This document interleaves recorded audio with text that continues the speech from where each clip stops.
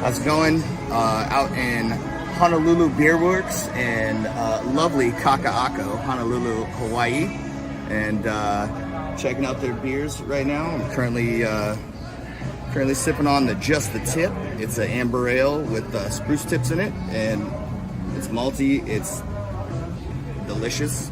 What's it coming in, like 5.3 alcohols and right about there, and 40 IBUs. It's good, man. It's good. So I'm gonna go ahead and shoot chat. Yeah. So like, how long has Honolulu Beer Works been around?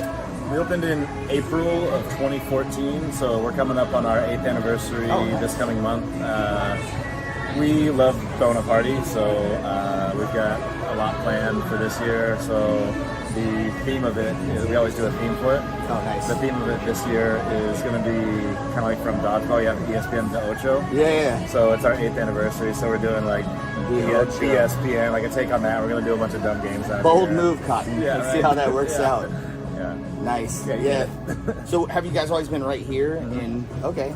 Yeah, this is the original location. So let's see, I guess it was February of 2017, I believe, was when we knocked down the wall and opened up the space into the building behind us as well, and started utilizing that space for more fermenters and brights and a small canning line. So 2017 was when we started canning, and 2018 is when we started doing distribution throughout the state, as opposed to just a guy on a delivery truck kind of a thing. Right. We got a distributor here. Like you actually end up with a full distributor. Right. Are you guys still local to the state? Are you with our island or multiple islands? We are on every Hawaiian island, even Molokai and Lanai, but we have not ventured outside the state. We can't even begin to keep up with the demand for the beer here. Demand, yeah. So, but we do have plans to expand. Fingers crossed. We're looking at a couple places right now. Hopefully, one of them pans out. But yeah, it's always a.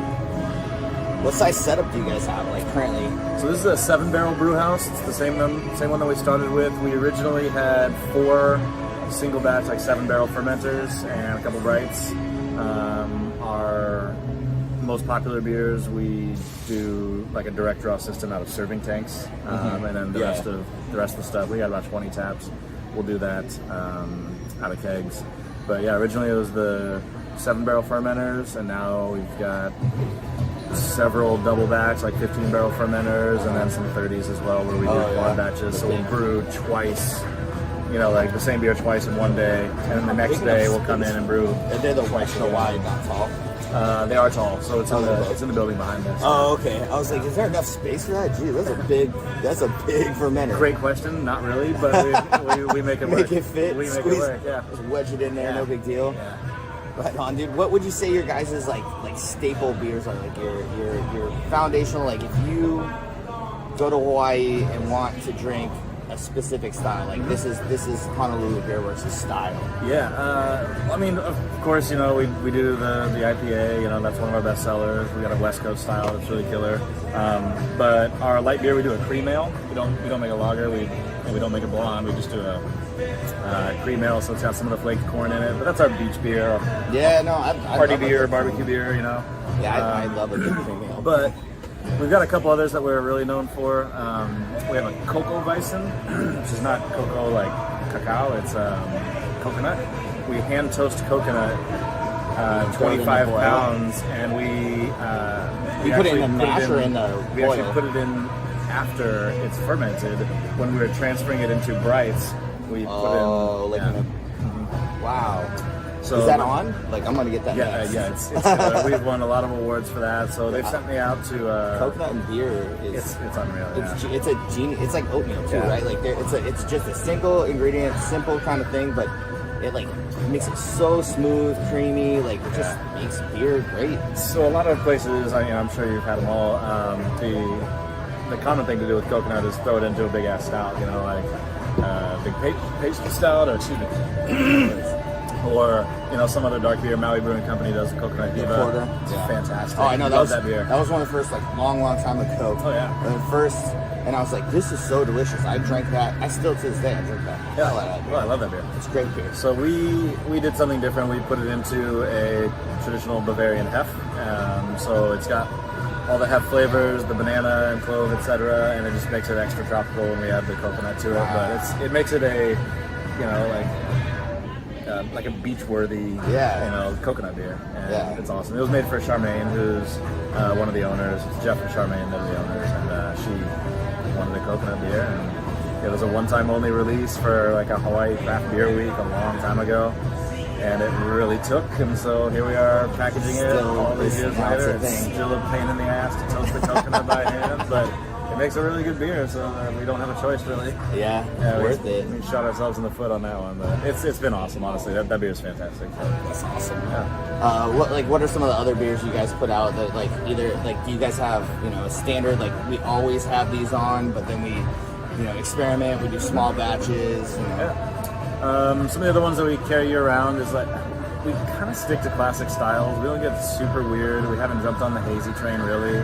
We have them here and there, but you know, we're not against hazies or anything like that. It's just that we didn't become that brewery. The haze bro phase hasn't hit Hawaii yet. No, it has hard, but we're not on that train. So you know, like we don't have 4 of them on tap, let alone 8 or whatever. So the ones that we do year-round on our list, like we have a fantastic American brown ale, the Makakilo Brown. Our South Shore Stout is kind of like a cult favorite around the islands. Like I was just out in Hilo on Big Island, and you know, I was asking some of the bars, you know, some of our accounts, and they're like, the stout has been crushing it out here, which you don't really think about, you know, Hawaii being like stout weather, but you know, maybe it's people, visitors that are coming. Stouts are delicious. It's a good one too. Yeah. Like. Everybody always like, oh, stout's like a cheeseburger or whatever, because it's like super dark and it's got a lot of different complexities there. But realistically, they drink just as well as any other beer. A lot of times, though, like because of like the mash bill and the content, like you get a lot heavier alcohol content. Yeah. So that's why they'll mess you up. But like drinkability, man, you drink the hell out of some stouts. We've played with ours originally. The recipe put it at about 7.8%, something like that. Like so big, like, almost, you know, like doable. It's teetering on Imperial Stout, but not quite there. Over the years, we've kind of toned it down a little bit, made it a little more drinkable, but it's still got like a really strong roast characteristic. You know, it's a stout through and through. But some of the other ones, we got there was a beer that we did for the Pink Boots Society, if you're familiar with them. They're a group on the mainland that puts together a specific blend of hops every year, sends them out to breweries around the country, around the world, and you order that blend of hops, the Pink Boots blend, and you can make whatever style of beer you'd like, but it will be, you know, $1 from every pint or $1 from every 6-pack or whatever. It goes to the Pink Boots Society, and so Pink Boots Society does scholarships and training programs for women in brewing careers. Nice. And so we've done a Pink Boots Society beer every year. That's great. The first one we ever did was Pussy Grabs Back.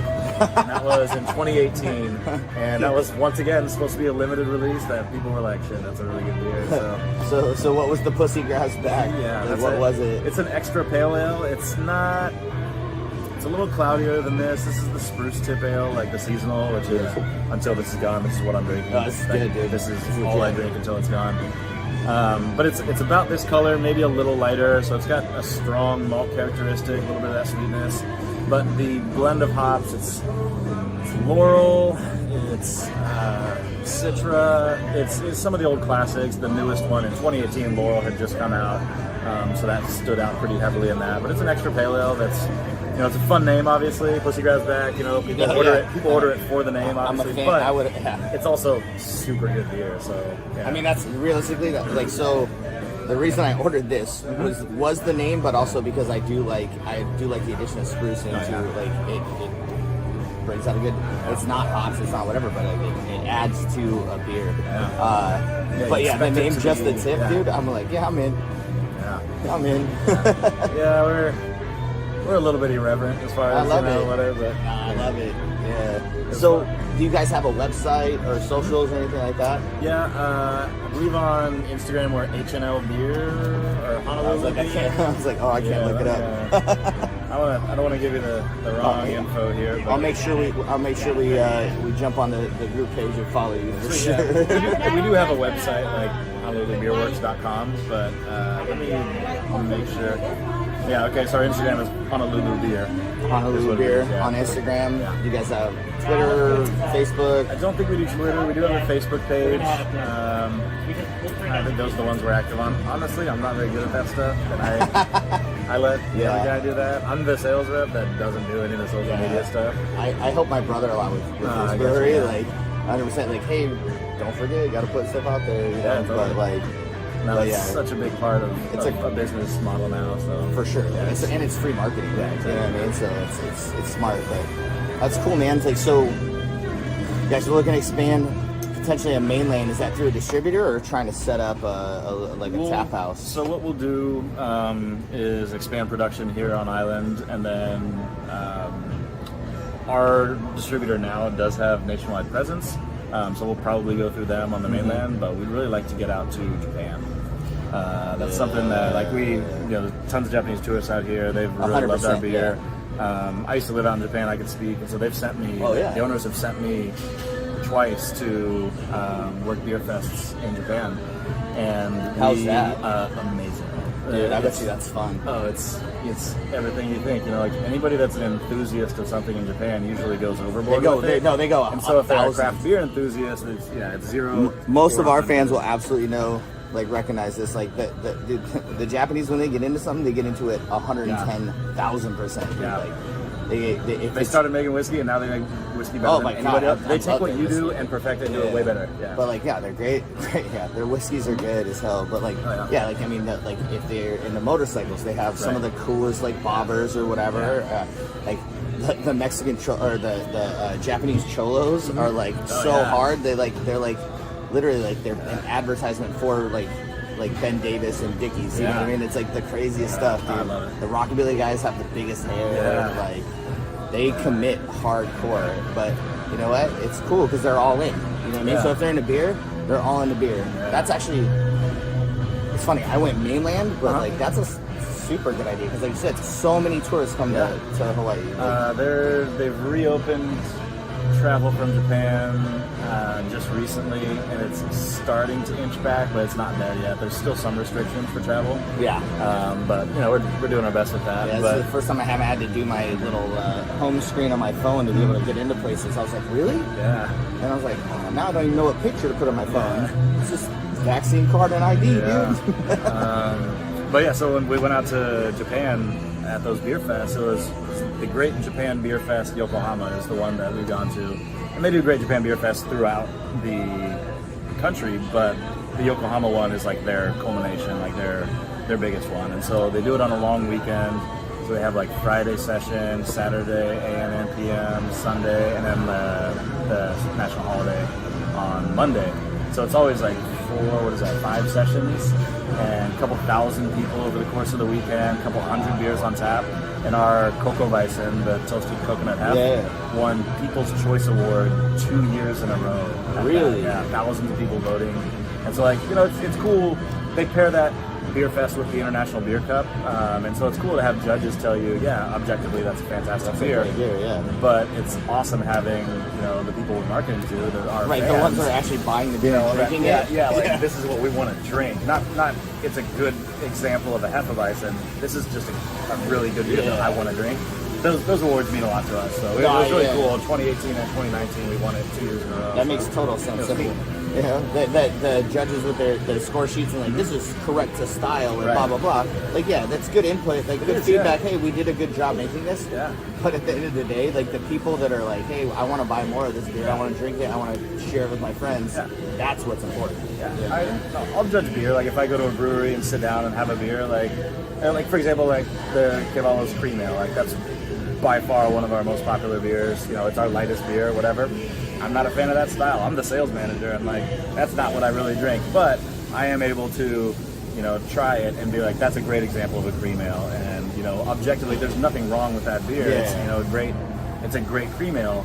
That's just not what I drink. So, Right. Yeah. Good. Whatever. I've gotten. I mean, I'm that way with a lot of like the sours Totally, yeah. and stuff like that. Like, I kind of came around to like Berliners. Mm-hmm. You know what I mean? Because those are good, like pool. Like out here, it's a good crushable like beach or pool beer. You know, and Florida really took to those. They did the Yeah. Florida Vices out there. Like, yeah. So like, I kind of came around to those, but a lot of like the more traditional sours, like the darker beers that they let go through that process. Mm-hmm. You know, I respect really good ones, but I'm not going out of my way to go purchase them and have them in bulk. You know what I mean? Like, and I have 2 beer fridges, and like I drink a lot of booze. It's not for lack of room. It's just I don't really have a lot of space for that. Not my glass of beer. Yeah, no, I get it, dude. Not it.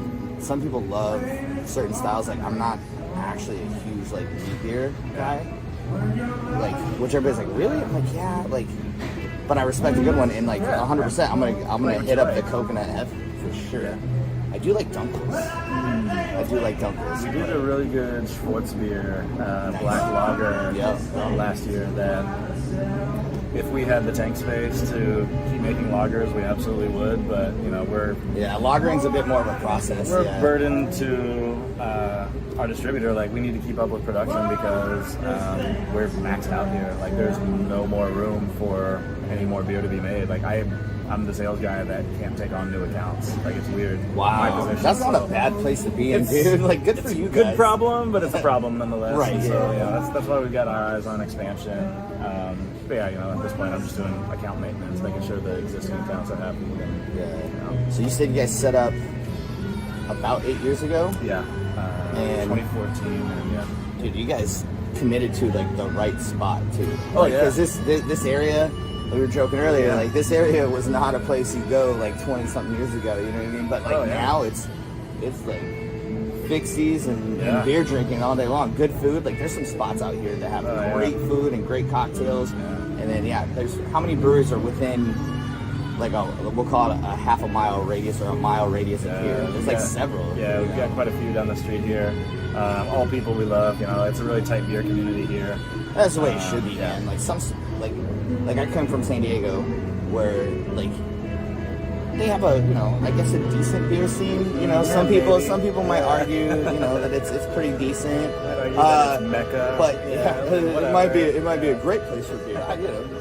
To each his or her own. But like, the one thing I do know from there is that like the community, like of brewers and people that work at the places and everything else, like 100% tight knit, dude. If somebody's like, dude, I'm low on crystal, you know what I mean? Like, boom, here you go. You know what I mean? Like, I got you. You know what I mean? Like, oh shit, I thought I had enough Nelson for this batch, and I kind of need that. Like, your hop profile is sort of what makes something. You know what I mean? Like, can you hook me up with some Nelson? And they help each other out and whatever. It's like, you get me next time, and that's good, because the places where they think they're in competition with each other are foolish, dude. Because like, realistically, like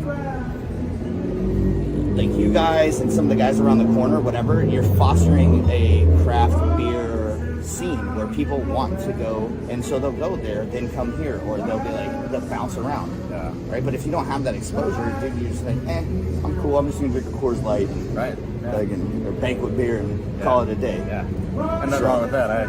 It's been a strong week since I've had a banquet beer. Like, I still love all that. I would call it, what time is it right now? It's been about 13 hours or so, whatever. Yeah. But I'll crush some cheap beer too. Totally.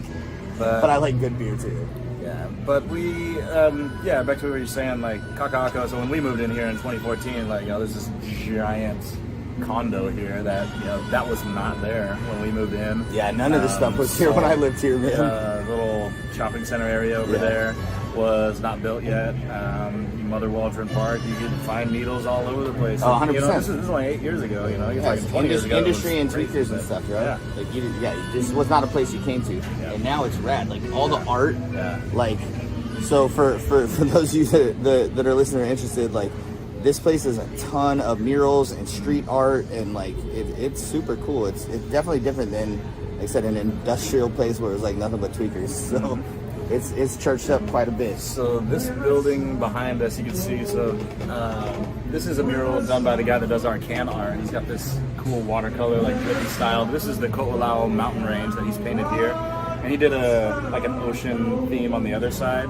So basically his idea was to paint something that, like, if this building wasn't here, what you would see is these mountains. And over there, like, if none of the buildings were over there, you'd see the ocean. That's where it is. Yeah, we're a block away from the ocean. So this building actually, though, houses Lana Lane Studios, which is an artist nonprofit studio space that is the home base for Powwow. It's like the headquarters for Powwow, which is an art event that takes place every year in February. They've skipped it for the past 2 years, obviously, but there's a thing going around. Yeah, little bug. Yeah, there's a little minor pandemic. No big deal. A lot of people died. A handful. Yeah. So every year in February, they bring in artists from local artists as well as artists from around the world, and basically assign them a wall in this neighborhood in Kaka'ako.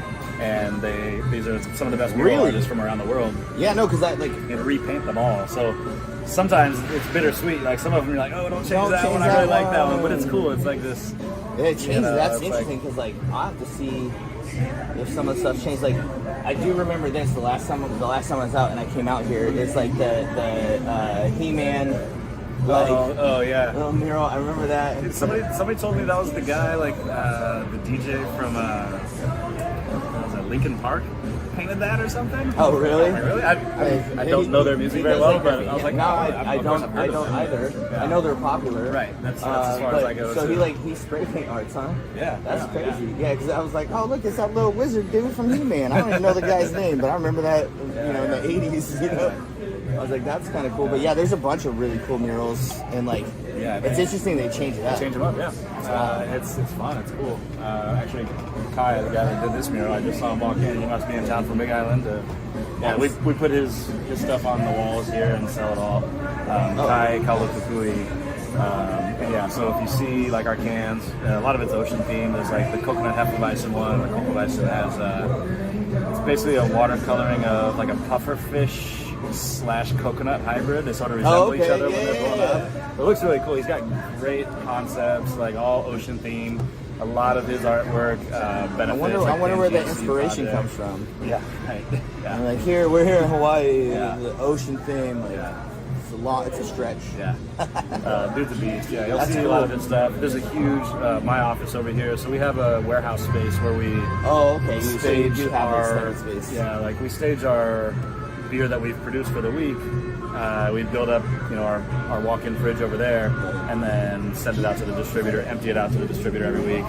Fill it up again, send it out. Fill it up again, send it out. But Kai has this huge Honolulu, like the Hawaiian sea turtle mural on that. That's unreal. Yeah. It's cool. That's coming back to Kaka'ako and what it was and what it is now, like, and how much it's changed. It brings tourists to this area. Like, this is a place that's between Waikiki and downtown, kind of by Ala Moana Shopping Center, but before there wasn't anything here. Like, between the guy that's been making doors for 30 years, but Queens or whatever too. Right. Yeah, 100%. It was just industrial and like business space, and then like. But now it's sketchy. A destination. It's absolutely a destination that people like. It's on the map for what people want to see when they come to Honolulu. They're like, hey, let's walk around, take pictures of the murals and whatever. It's cool. Yeah. Art, good beer, like good food. Like we always joke that we're like a mini Portland right here because we're between two bicycle shops and we're a brewery. So it's like there's the bike factory over here and there's a triathlon spot next to us, and and then there's actually a skate park not too far from here. Totally. Yeah, exactly. Well played. Mm-hmm. Well, cool, man. Like I'll make sure that we link the socials and the website up, and I appreciate your time. I'm definitely going to drink some beers and take some more pictures. But please do. I really appreciate the background, dude. Got to run the gauntlet. Yeah. Get them all. Yeah, so folks, if you're coming out to Hawaii anytime, swing by Honolulu Beer Works, check out. It's good times.